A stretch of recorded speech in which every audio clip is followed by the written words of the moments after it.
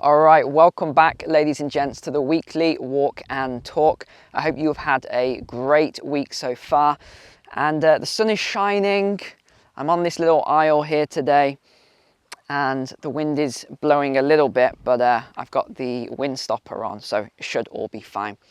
So today, unfortunately, will be my last video for a while. Why? I'm not going to get too much into everything here, but I'll sort of give you a couple of summary points. You'll recall that I've mentioned a few times before how running a YouTube channel is very, very difficult, and it's not always financially rewarding either. I know most people assume that you make a fortune and you're a millionaire off of YouTube and things like that. It's just not actually correct. Yes, you can make good money from YouTube, but it's definitely not as lucrative as a lot of people think. And the biggest problem that I have on a day-to-day, weekly basis is the nasty comments, the negative stuff all the time. And I know you probably think, oh, well, Neil, you're being too soft. And I've talked about this quite a lot, but I'm pretty resilient. You know, I've got a pretty strong mindset, and most of the things, it doesn't bother me. I don't really care. But a lot of things, when they're very personal and they're constant, sometimes you get 100 nasty comments in a day. Imagine reading 100 nasty comments in one day, and a lot of personal attacks as well, or your businesses are attacked, or there's a lot of stuff that goes on. And I've had the craziest stuff, everything from someone posting a pig's eyeball to the office, through to dog poo, just nasty letters, horrible emails all the time, people leaving negative reviews on products or services that I have or I own, or even, books. I mentioned that in yesterday's video, written a couple of books. And people will deliberately leave negative 1-star reviews or negative reviews and things like that. And then the big one over the last week was, yet again, 2 more people have been scammed on the channel by these people that set up accounts that most people think they're talking to me, but they're actually not. These comments are not from me. Now, before, you remember a year ago when all the BLM stuff was going on, people were setting up fake accounts, leaving racist comments. That caused me a lot of problems. I lost hundreds, if not thousands, of subscribers from that. And now in the last couple of weeks, 2 people have been scammed again. One for $70,000, another person they didn't say, but it's their life savings, tried to sue me. It's nothing to do with me, it's not me. Last week's video was banned by YouTube straight away as soon as it was uploaded. I then had to contact the channel manager, had to edit, had to get the video back up. That's why you saw, for those of you who were on straight away and saw the video, you saw it was just black. It wouldn't load up. And then, of course, it gets demonetized. I don't earn any income from it. And, you got to think sometimes if I'm spending, let's say I put 10 hours on average into just a simple video, and then I might make 0 on it. Or let's say I make $300 on that video. Let's just use that example. That means that I'll earn, say, $30 per hour, which might sound very good, $30 per hour. But then when you think about all the hedge funds or the financing or the mentoring I do, or working with a lot of big data companies for analysis on finance and the like, gosh, I'm glad you can't hear this wind because my eyes are watering already. Then you look at that $30 per hour versus my normal rate, which is a lot more than that. You can see that a lot of the time I'm actually doing these videos for people. I'm not doing these videos to make money. If I wanted to make a huge amount of money, I wouldn't be doing 4 YouTube videos in a single week. I'd only be doing, say, 1 video a week, and then I would just take on all the clients that contact the office every day, and I would do that instead. So I just wanted to make sure you understand that I'm not doing these YouTube videos to make money from it. Yes, okay, let's be honest, I make a little bit of money, but it's not crazy money.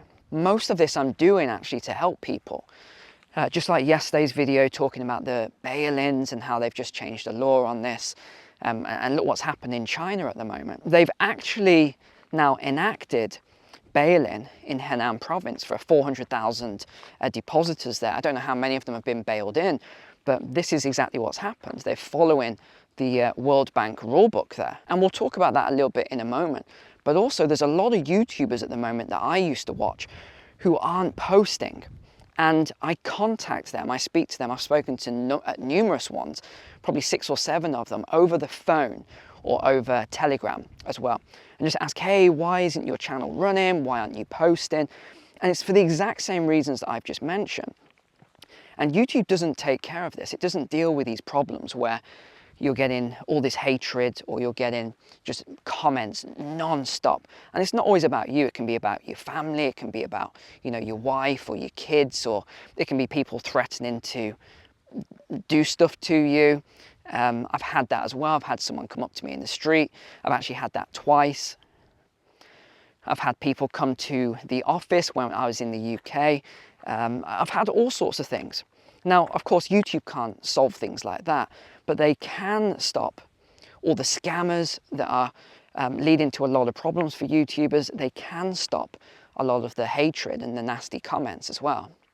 And I think people forget that, you know, you see it as you talking to me if you're leaving a nasty comment or, you know, being highly critical or whatever. And that's fine. As I've always said, I don't care if people are critical, because I see that as a positive thing, because I can learn and grow from it.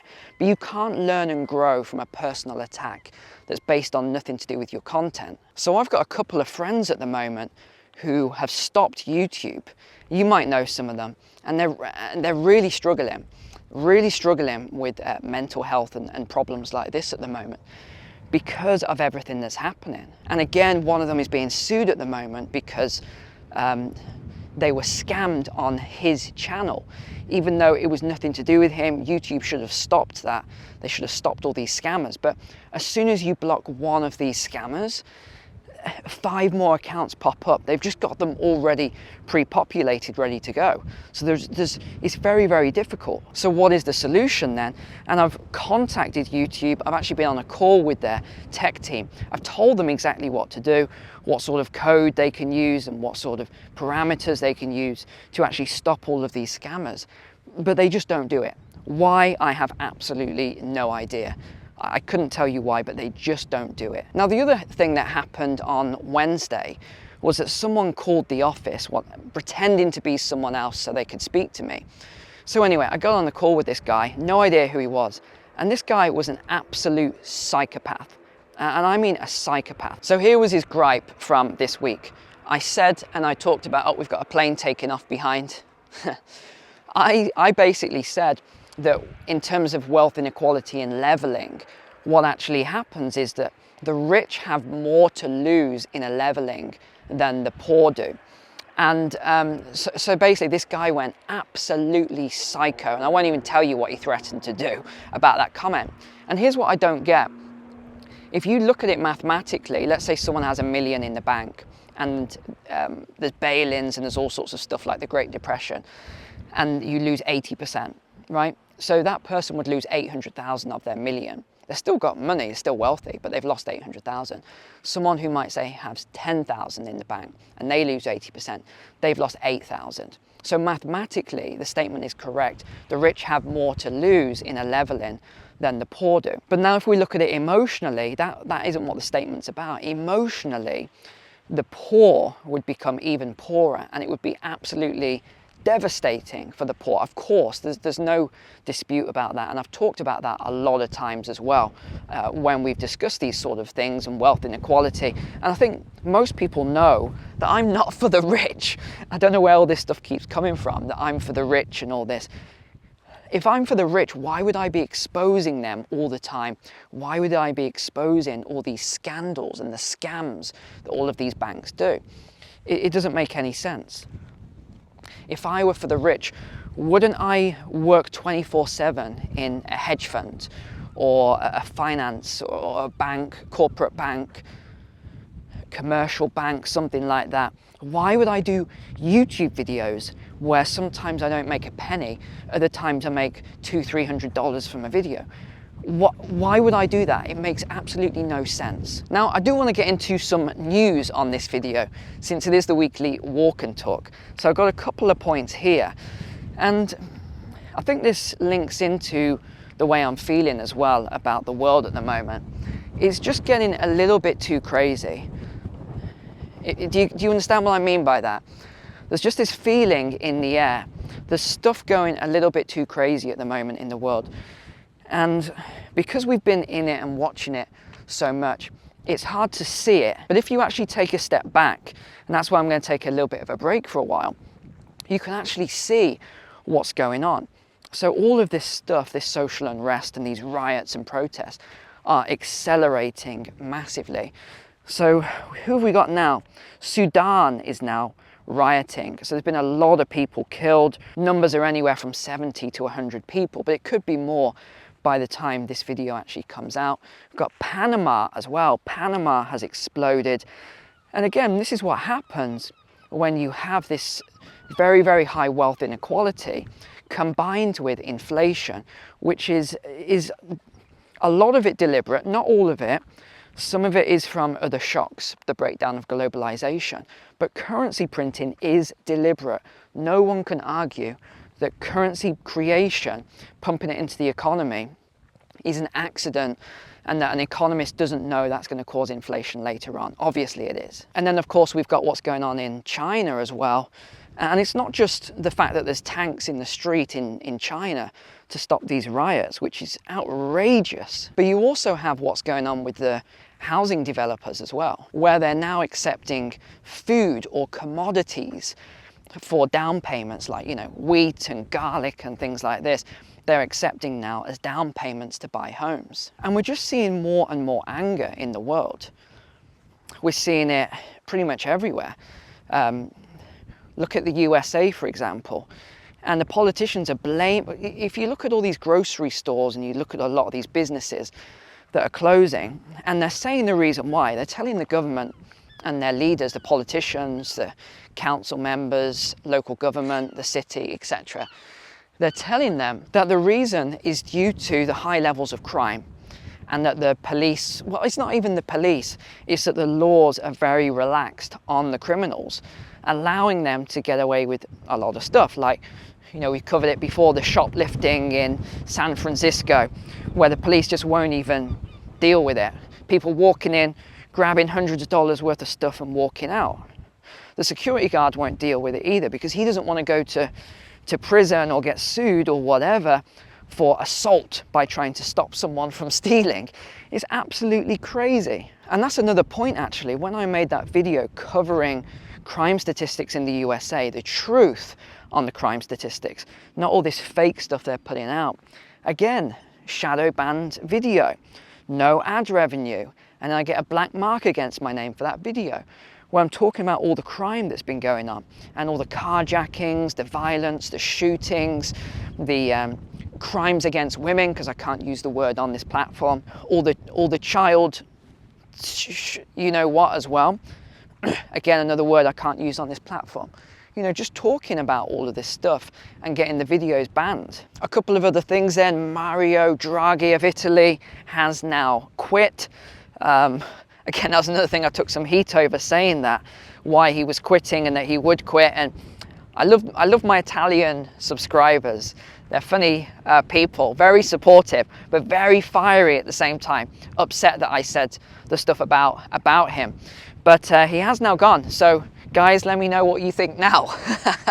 Now, the other thing that's quite negative this week is the IMF has just given Kenya a $235 million loan. Not good. Not good at all. You do not want your country to be in debt to the IMF. But again, this is the way it is going. Everyone's getting into debt. And look, this is globalization. This is going towards a one world currency, a one world government. You're going to get trapped by it. So many countries are getting trapped by it. And I'm just so glad that I've somewhat exited the big cities and getting involved with, you know, the repercussions of a lot of this stuff. But look, none of us are really ever going to escape it completely. Yeah, we can be on our homestead or our farm or something like that, but we're never going to escape all of this 100%. Now, onto a bit of politics then. We're down to the last two now in the new Prime Minister race for the UK between Rishi Sunak and Liz Truss. Both of them are part of the WEF. and they don't even dispute it. Right, that's the funny thing. The WEF or any of them don't even dispute the fact that they are young leaders. And even the new Prime Minister of Sri Lanka as well, he is a WEF young leader. Well, not a young leader, but he's a leader. He's part of the WEF. So Sri Lankans, they've just replaced one guy for another, and that's what's going to happen in the UK. You're replacing Boris Johnson for another one of these people, and they're both bad options, Rishi and Liz. In fact, if Liz Truss, you've already heard, this is not me saying it, this is her saying it, she wants to go to war with Russia. She actually wants military conflict between the British military and Russia, but not just Russia, also China. She wants to create a coalition to actually take on China. Now, are these the sort of thoughts or statements from a peacetime kind of Prime Minister, someone that wants peace? And we know about Rishi already. Oh, I took the wrong path here. Not sure where I'm walking. And we know about Rishi already. And, you know, a lot of the stuff with the taxes and his wife and the furlough grants and, you know, a lot of these grants for the businesses that were, then the businesses were closed and they owe HMRC all this tax and also there's so much scandal there. You know, and again, people get upset when I talk about Rishi and his wife. They say, well, okay, so what if his wife has been tax avoiding and owed millions and all this? What's that got to do with him? What's that got to do with him? You are the people that you associate with. And it's not much better in the USA either, where you've got Pelosi, who's just made another one of the greatest sort of investments or trades with the semiconductors. Right? And then what happens? Just after the semiconductor bill gets passed, and she now makes a fortune from it. Now, there was one other wild card for the race for Prime Minister. There was a lady called Kemi Badenoch. And look, I don't know anything about her. I looked into her a little bit. I read up maybe 20 minutes on her, but I don't know anything about her. I've got to say that. But one thing I did find interesting is that you have all this constant push for, you know, equality and anti-racism and having, you know, more equality in all these leadership roles, etc. Well, in her, you had, I believe, a really positive candidate there. Someone that wasn't part of the WEF, someone that's anti-woke, someone that campaigns against a lot of the stuff that we don't like. And she is a black female. Okay, so you would think, oh, this is a perfect candidate. This would be great to push someone like that into a leadership role. No, they didn't. In fact, there was a lot of campaigning against her, a lot of nasty things said about her. And you think, well, why would they do that? If it was genuine, if they genuinely want to push people of different race and colour into roles, why would they not really push for her?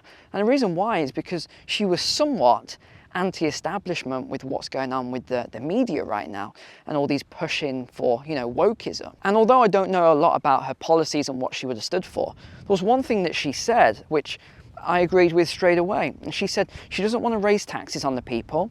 Instead, what she wants to do is cut down the government. So she was saying the government's too big, it's very inefficient, we've got all these, you know, all this spending that we don't need. That's what she wanted to focus on. And to me, without knowing anything else about her, if that is true, then she seems like she would have been a great candidate for it. All the things Rishi said was just what he's been doing already, and look where it's got us. It hasn't got us anywhere good. And Liz Truss is extremely aggressive. You can see that when the debate was on, she was just attacking Rishi non-stop. Anything he said, she would just attack it. So if she was willing to act like that on a debate, what do you think she will do if she becomes the next Prime Minister? Now, as I've said since all this started, I think Rishi is probably going to be the one to do it. The other person I thought was Ben Wallace. I thought he might get it, but he dropped out very, very quickly, which means we're left with Rishi and Liz Truss. Now let's go over to America, back to America, should I say, for a couple of points then. Biden's been in the news again this week for wanting to fast track a new spending bill on climate change. So he's declaring it somewhat of a climate emergency, and he doesn't feel as though Congress is passing all these measures fast enough. Of course, Biden is another person who loves the WEF. And again, someone got really upset and said, no, he isn't. He's nothing to do with them, doesn't even know them. He's at their meetings. He sat front and center with his wife at these WEF meetings. Of course he's part of the WEF. I mean, I don't even know where these comments come from. So let me read out what he said then. Oh, we got some noisy seagulls behind.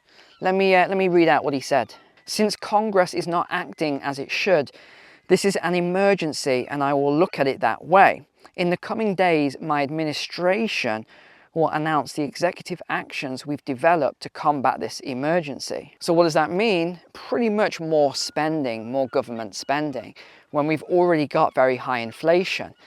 If he's going to be spending on infrastructure and the like, that's both positive and negative for the economy. It's positive because it will create new jobs, meaning people have got money, but it's negative because it will expand the currency supply or the monetary supply, because all of that money will be created from via the Federal Reserve, and then it will be pumped into the economy via paying infrastructure and companies like that. And what about the Democrat arrest this week? What a joke that was. Surely no one believes that was genuine. As soon as I saw that, I said, that is just fake. They haven't even got real handcuffs on. They're just putting their hands behind their backs. I think that was pretty obvious. And it's ironic seeing that, you know, it said some of the headlines about it, oh, Democrats, you know, aggressively arrested. There was no aggression at all. And yet you have other people peacefully protesting and they're getting sprayed with mace or they're getting, you know, thrown to the ground and things like that. The world really is upside down now. We've talked about this a lot. The world is upside down. What's right is now wrong and what's wrong is now right. And we've got jobless claims rising slightly as well in the US now. I think this is 6 weeks on the trot. Jobless claims have been rising. And we've also got as well another issue in California. I think there's about 70,000 truckers at the moment who have pretty much lost their job or lost their right to work because they don't want to be employees. They want to be self-employed, have their own businesses. But because California is pushing for everyone to be unionized, these truckers now are in a very, very difficult situation where they are legally not permitted to work unless they are part of an organization, part of a union, part of a company. So it's no surprise really that you've got all of these trucks, second-hand used trucks, hitting the market at the moment, because a lot of people are probably just saying, you know what, I'm just going to leave. It's not worth all the hassle right now. All right, let's end the video on 2 or 3 funny stories then. So number 1, Wales, which is a country next to England, for those of you who live outside the UK, is now enforcing 20-mile-per-hour speed limits in order to combat climate change. Now, it's not countrywide, it's certain areas. There's probably about 8 areas at the moment that they are enforcing this 20 miles per hour speed limit. Goodness me. I don't know if you've ever been on these motorways where they have these really slow speed limits, and you feel like you're going in slow motion, and then you're going for miles, sometimes 5 miles, and then you go, where's the construction? There's no one here. And then there's like one man with a spade at the end of it.